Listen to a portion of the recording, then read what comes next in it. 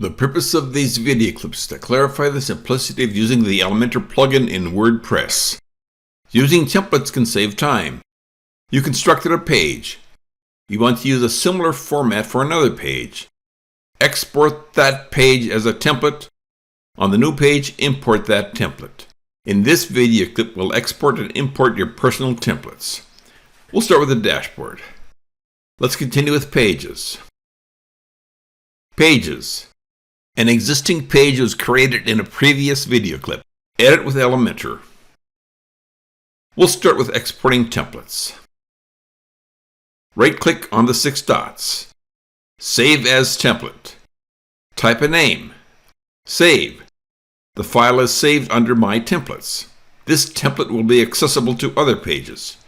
To make this template accessible to other websites, right-click the 3 dots, Export. Mouse your way to a folder. You can change the name.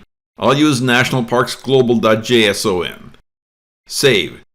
This template will be accessible to other websites. X to close My Templates.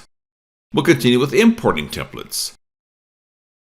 Left-click the folder icon, Add Template, Insert, Don't Apply.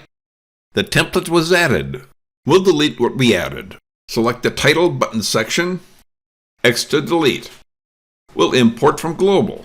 Left-click the folder icon, Add Template, select the up arrow to import template, select File, mouse your way to a folder, select nationalparksglobal.json.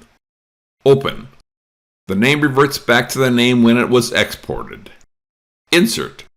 Don't apply. The template was added. Update. Click the horizontal lines. Exit. W icon. We're back at the dashboard pages. For more Elementor tutorials, see ndacademy.foxping.com Elementor. This concludes the simplicity of using the Elementor plugin to export and import templates.